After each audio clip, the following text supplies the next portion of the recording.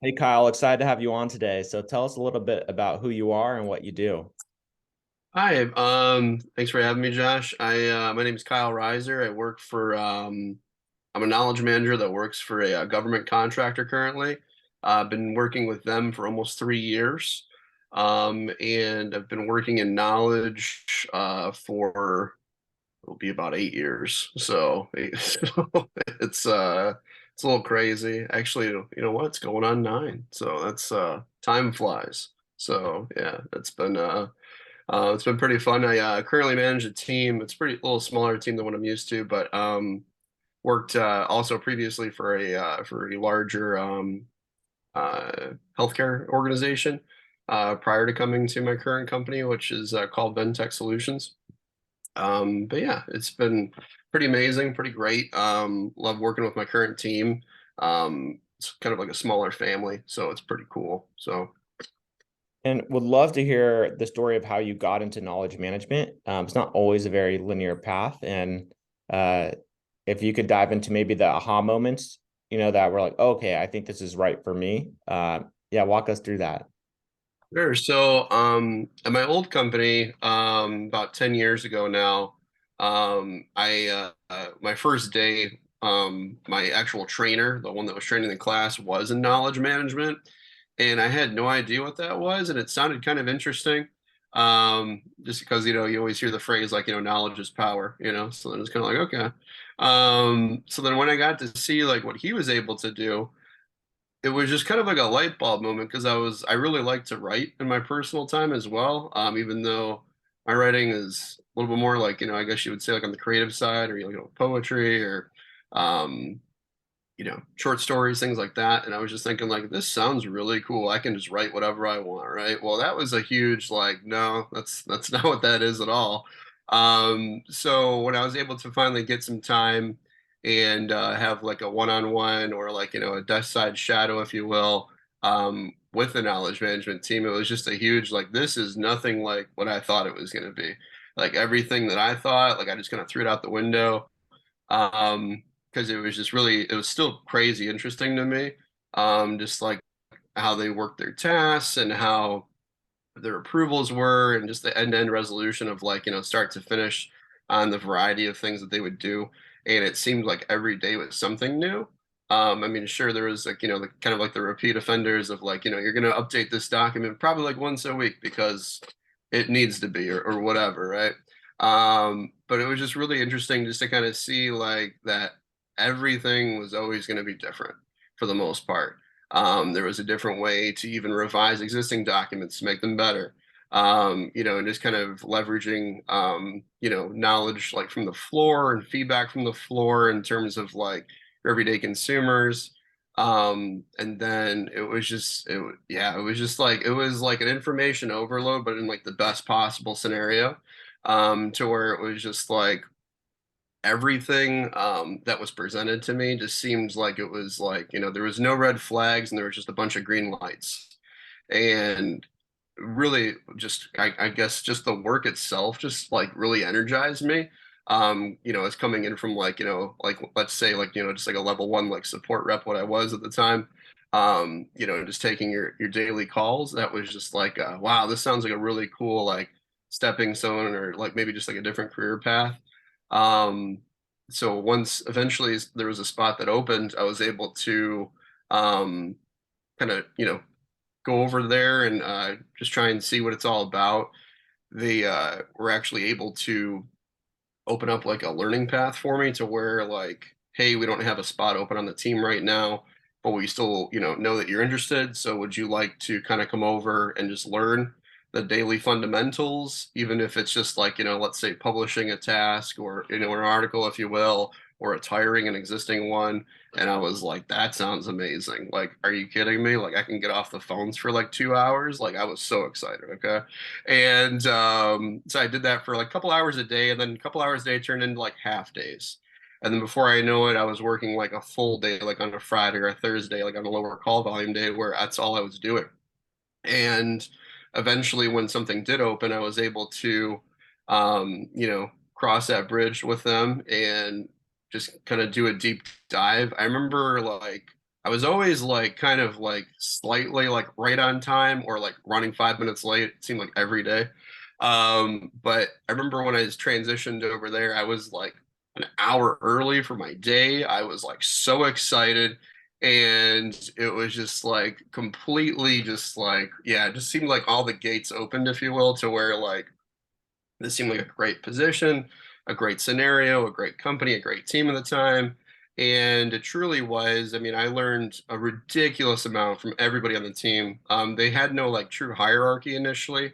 When I got on the team, there was just like, the one guy or two that's been here the longest, and you're going to learn from them. But then it got to the point where like, we got a new manager, and they were able to say like, you know what, we need like a team lead, or we need like a supervisor, or whatever that looked like.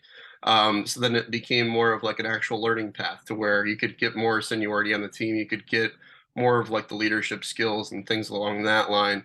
And it was just like, it just seems like everything, like when I kind of went that knowledge route, just everything just seemed to kind of just click more, not even mentally, but just like in all facets.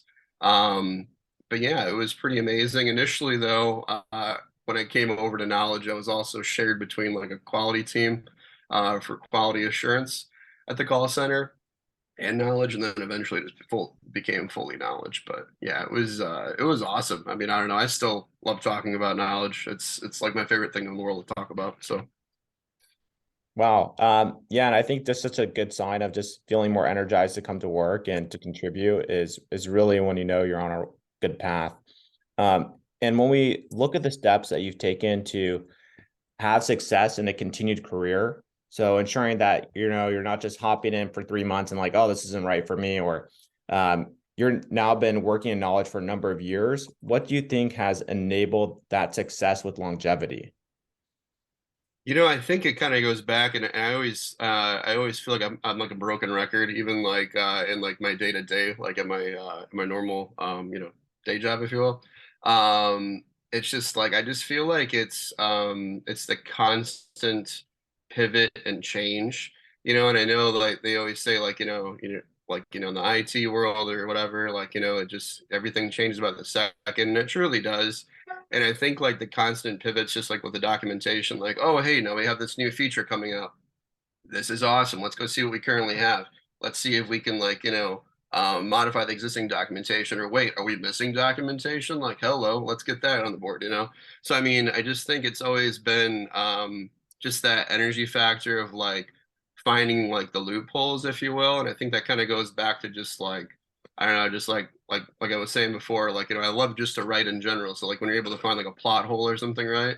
Like it's kind of like that, but like, more of like in the professional environment, like, oh, cool, we found this like plot hole that we're missing, like 10 documents that we need for this new feature that's coming out that's never been, documented before, or it's brand new for the vendor. And this is like all these good things, or like even like when there's like a new like release, or whatever the case may be, it's always just seems like there's that constant desire to find something that like even like when with testing, if you will, like finding that thing that's broken, trying to break the system with the new thing.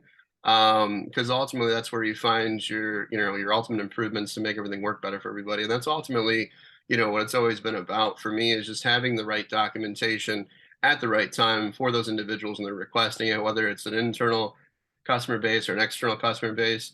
I remember when I was on the phones, or handling those customers, and you might have like a customer that's really upset at you, but you're just trying to find that document, and then you're not able to find it, and then that's ultimately like, okay, like what do I do now? Like, I don't know, it's time to roll up my sleeves and figure it out. But it's always to me like the super aha moment, or like the super win, when those documents are readily available for those folks to use them. And it always just seems like when they are there, like everybody's happier, like customers happier, your internal like customers are happier, external, all that good stuff. And it's just yeah, to me it's just always been like that's my major aha, is just having all the necessary documentation there, but also finding the stuff that's missing or might not be there, might not be documented yet. It's always that's the coolest part. And do you think that having worked in a support role prior, it sounds like it's given you a level of empathy where you understand the more meaning behind your work because you can see how it's affecting the front lines because you were on the front lines before. Yeah. Yeah, I so it's funny. So like there's always like, you're trying to figure out different things that'll work, right? Like, because, like, let's say, like, with improving metadata or whatever the case may be, like, to the actual search algorithm, like with adding those new keywords, um, that could be the thing, right? That helps folks out because, like, some of these programs and systems that, people use or products or services, they're a little complicated. I mean, I remember when, just in terms of spelling, I remember when I first came in as a rep and I like they were like, "Oh yeah, it's, that's this system." And I was like, "It's what now? Like can you spell that? Cuz like I don't even know what you're talking about." Sounds like a, just something like a foreign concept to me, right? So it was just really cool like, once you kind of say like, "Okay, cool. This is how it sounds, but it's spelled completely different." So just adding those even too seems like it helps, but like um ultimately I always just feel like, yeah, like there is a level of empathy there. Like I do feel for not only the customers that are calling in, because we've always been that customer where we're calling like, either if it's for our utility bill or whatever the case may be, maybe it's, something as as significant as like your health insurance or something along those lines. And sometimes those paths or, those guardrails, if you will, are kind of difficult to navigate. So being able to not only have the necessary documentation there for everybody involved from the whole process is just it seems like it always helps. And I had like I said, I had like a healthcare background before. So I remember one of the big things they always talked to us about was like just imagine it's somebody on the other line that's related to you. Like ultimately this is what it comes down to. Everybody's going to need, something in the future, whether it is something health related. If it's not, everybody's going to be touched by, a document that you write, whether it's somebody that you know or somebody that, maybe that you know by proxy. That's what it comes down to is the fact that like you need to kind of have that extra like level of care with what you're doing because ultimately it does impact a huge amount of folks, right? So I mean, if it's a knowledge base that you have that's only like 200 documents, or maybe it's 20,000 documents, right? So I Mhm. mean, naturally, all of those will be utilized in some fashion, form or another, to help out somebody. And having that extra level of care to break it down by scenario, or whatever the case may be, to make it just user friendly, um, not only helps the person that's reading it, but the person that's also relaying that information to whoever needs it. Wow. And I think to give a better idea of some of the things that you've been talking about, if you could dive into maybe a few of your favorite projects or even just one, you don't have to give, any details that are just pertinent to your company, but maybe just a high level overview of what they were and how they were able to contribute. Yeah, so every year we do like a release. We currently my current company we utilize the ServiceNow system. So I know that's kind of like an industry standard across the board. I know there's a lot of other ones as well. But it always seems like that's kind of the one that's utilized a lot, or like something like Salesforce or something like those. But it's always kind of fun just to do like a deep dive into the testing of everything, just to make sure everything's functioning the way it should, and there's new features and there's um, just newer functionality, if you will, to the everyday systems that you're currently using. So whenever you see something pop up and it says like, like in the release notes, like, hey, this will impact knowledge, like it's very exciting when something gets, released for your specific tool. And it's also kind of like, all right, cool, let's figure out how this thing could break all the other things that we're doing, right? So that's always fun. I've always liked to do those kind of projects. The other thing that was really fun and really exciting before, I mean, pre-pandemic, I was able to travel to a hospital that was in Florida for a new EMR electronic medical record release, if you will. So just like your daily charting software, it was like a brand new system for them. We were able to kind of go down there. I worked a lot in the documentation of that tool across like all of our health organizations that utilized it. So it was just really cool and really exciting just to get kind of like on the ground level like inside the hospital, which was really fun. We took it over like an entire like conference area. and it just seemed like something out of like a movie where there's like phones everywhere and people are like, just like it just was endless. Just seemed like it was like a festival of organized chaos was just working out like extremely well, and it was really cool to work like walk the floors and go into like the physician rooms and see how they were experiencing things, building articles like on the fly, just to assist with like what we were doing since we were in like kind of like a command center support environment. It was just really fun, really cool. I mean, it's always fun when you can travel for your job, but it's even better when you can actually see like the thing that you're doing is literally impacting the people around you. And it kind of just think it put a different lens on everything, like not only for me, but my fellow like coworkers and things like that. It was just something like it didn't matter if we were working like 16 to 18 hours a day sometimes. I mean, I think the longest we were there was like 20 hours, and then we went back to the hotel and slept for two and then came back. I mean, it just didn't matter because it was just so much fun, and it was like a crazy energy boost. I don't think any espresso shots in the world could wake you up like that would. I mean, it was just it was a lot of fun, but coffee does help when you're working that long. So, it's like a twofold thing. So, Yeah, meaning plus coffee, it doesn't get much better. yeah.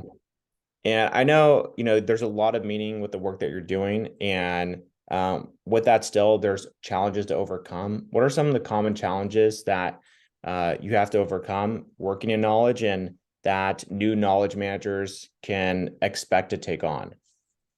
Yeah, I think ultimately, like, it's always just like, I don't know, like I would always say like I mean I was always it was always really hard for me to receive like constructive criticism even if it was constructive because obviously depending on the person's coming from might not necessarily always translate the best, right? I mean everybody's got a different tone and inflection in which, they relay the information to you. Sometimes even like now in the more like virtual environment, it is more like, like a Teams message or, like a Google message or an email or whatever the case may be.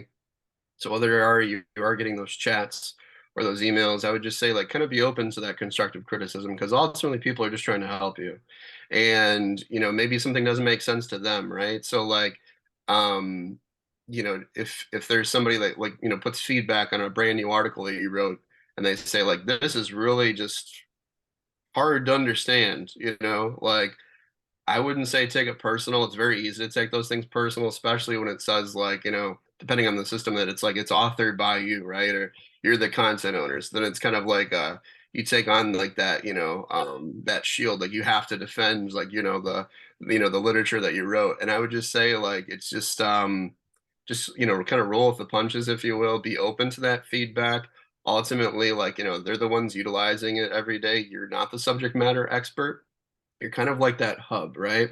You're that hub between all the different channels and you're bringing together a solution together and being able to, collaborate and calibrate on the variety of topics like with your peers, because everybody does have like a different area of expertise, I mean, like if you're the one that's writing the articles, like that's not their job to basically put it into words. They can maybe give you a draft of, hey, this is all the steps in the world that you would need, right?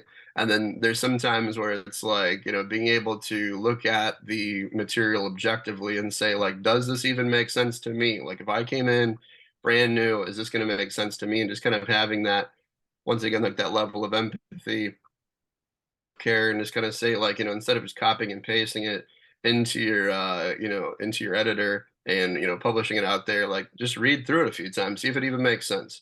Like, if there's a lot of like pleasantries like in the article, like I always feel like if there's a lot of like courtesy words, like when you open up a brand new television, do they say like please put in the batteries in your remote? I don't think so. They're just gonna say like, all right, place the batteries here, open it, open your remote there, good to go. Or now like with a lot of new TVs, plug in your remote to charge it up, like it doesn't say like, please plug it in. So I would just say like, just take a look at it, remove unnecessary phrasing. If something is like four paragraphs and it could be really like three sentences, feel free to like, push back a little bit in a professional manner and just kind of say like, hey, you know what? Like what you wrote is amazing, but like maybe this could be a different version of it. And more than enough, like, more than not, I should say, like folks are usually like, yeah, I couldn't even find the words, so thank you for helping me, like, I mean, or like, yeah, you cut what you need and send it back. And then if it still makes sense to them and you didn't cut anything that's like, actually like too important, then go from there. Depending on your organization, like mine is amazing with like, like I guess the level of trust that they have like with us, to where it's like, like this one thing is being missed every time in this document. Like, so being able to like go through your formatting options and seeing like how you can make things pop on the page. Is it like a little banner you're going to put in or whatever the case may be, to make that information pop? Like just be able to be adaptable. Uh, like I said, just be open to that criticism. Always feel free, like, like that just because you're in knowledge doesn't mean that that's your only job. Like, feel free to say, like, hey, you know what? Like, I'd really like to understand maybe if we have time, like how folks are currently utilizing the search tool. Because maybe if you're able to do like a shadowing with them, even if it's virtually, maybe there is a way that you could find out like how they're searching that ultimately you can help improve everything for them. All the times that I've ever had like shadowing with somebody has always been eye-opening to me because there's always something new that somebody else is doing that could impact like 10 people, 100 people, or maybe even like 1,000 people that are maybe searching the same way or using the system the same way. And ultimately, like if you're able to make those pivots, those constant, iteration changes, if you will, then you're going to just develop an amazing solution that works for all of your customers together, not just a specific customer base. Because I've written articles before where I thought it was a great idea to group certain things together, maybe add cross references that ultimately I was told like, this is really confusing and we like it the other way, and it was like, okay, cool. That didn't work. Awesome. And that's like the best feedback that you can get is understanding if something doesn't work and being able to make it apply towards a massive audience that is able to use it, and kind of just, develop a singular solution that works for everybody, which is difficult to do. But at the same time, if you're able to do it, that's awesome. And related to what you just talked about, you mentioned a lot of different things that, whether taking advantage of opportunities and resources or even just shadowing, right? Yeah. That technical writers can really get a head start, with that knowledge managers and technical writers transitioning to knowledge management can really get a head start, in the position. And when you think of people, to add to your team, because a lot of these people are looking for new positions, they're transferring from what we see like engineering, technical writing, and support are the main three. And I'm sure other people are watching coming from different backgrounds. What are some signs that it's right for them to jump into this career? Sounds like you work with a lot of people on a day-to-day basis, and it's more of a leadership role that you've taken on. And maybe those qualities are built over time, and certain qualities, though, you need to have from the beginning and certain affinities to things. So what does that look like? Yeah, I mean, I would say like if you're just starting and you're really interested in it, like try and take like an intro, to knowledge management, that's like on like LinkedIn or a different platform, whatever the case may be. Even if it's just like on YouTube, like, hey, what's this even about? Like if it's able to like break it down to you and it sounds kind of interesting, like we currently work like in the agile space, which is always that's another whole different level of a conversation right there, just like with, like the framework and things like that that you're operating in. Because there's so many different, fun, like different facets and everything like that to it. So I would say like just do the research if you're really interested in it. Definitely isn't something that, you learn overnight, right? I mean, this is as we've been talking, like I said, like I can't even believe it's coming up like on 9 years, right? Like with me doing this. And and every day I truly love it. And I love the people I work with. I love just even like the normal documentation or building categories. Like I know it sounds kind of crazy, but like I truly do. I think it's great. And if you are able to get like a desk side shadow if it's available to you, like that to me was the biggest eye-opening thing that could have ever happened. And I'm so fortunate that the company I worked for at the time, was able to give me that time because they gave me like almost like an entire day to shadow with somebody. I think I was only on the phone that day for like 2 hours out of an eight hour workday. And initially, I thought I was just going to be with them for like an hour, and it turned into 6. So, I mean, spending that time, like, sure, maybe it's like a little bit boring, like some of the work, but at the same time, like, if it's something that truly interests you, it's worth the time to invest in taking those notes and, going through those resources, whether it's through a training company or if it's through videos or tutorials or whatever.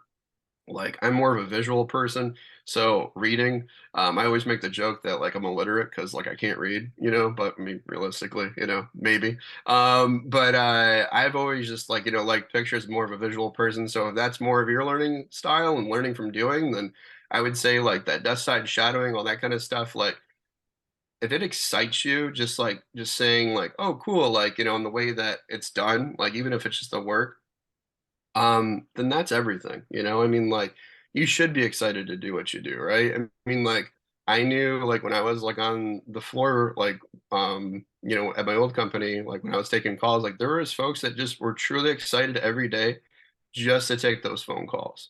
So if that's the thing that, like, truly excites you, then I would say, like, just, put in the investment, put in the time, like, it will definitely happen for you in the long run as long as you make those investments. I mean, that's like that with everything, I think. If you're truly interested in something, do the investment, do the research, and ultimately it'll pay off in the end. Whether you are, working in the knowledge space or maybe you eventually moved in the knowledge space, but you learned something else, like maybe change management or incident management or whatever, was a little bit more exciting to you in the long run, just through like the constant, collaboration or calibration with those teams, then that's amazing because now you've not only, packed your resume with a little bit of knowledge in the background, but you're also, just building up like your portfolio too to say like, hey, I can work in all these different spaces.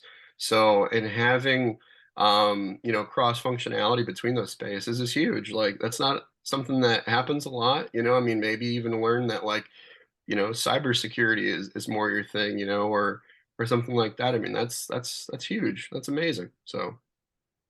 Yeah, you made a lot of good points there. And I know we've been talking for quite some time. So the last question I have for you, is there anything else that, we should have touched upon or that you can think of that would help people transition into this career effectively?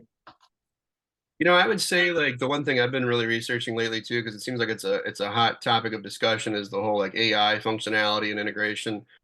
It seems like that's probably going to be the way of the future. I know that there's like some debate that it's going to replace like knowledge managers and knowledge management in the long run, because if an AI can write an article, then you don't need to be in the seat, right?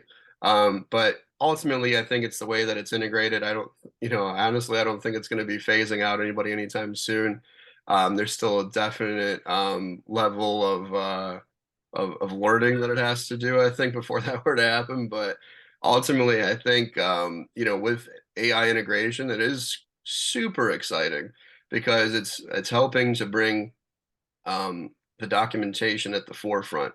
Whether that's in like, let's say, like, like a customer facing portal or an external facing knowledge base, the way it's built, like with the algorithm, or if it's in like, incorporated into certain chat features. Like I know there's like a couple things when I was just had an issue, if you will, with like Amazon, right, where it was like I was using their chat feature and I was able to get like some documents just from that. Was like, hey, did you mean this? And it's like, that's awesome, like, because then you have what you need readily available. So, I mean, I think that stuff is just really exciting. And it seems like every year there's a new adventure that, is on the horizon. And I think this is the new adventure, is with the AI functionality, and just kind of, further developing the tools itself, just to kind of have more automation integrated with everything, is pretty cool. So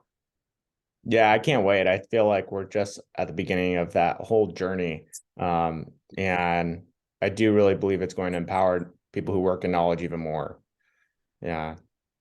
I do too. I mean, like the stuff with like, like Chat GPT and like even like I don't know if anyone's ever played around with like the Mid Journey app or like where it's like, your AI art, I mean that stuff is really cool.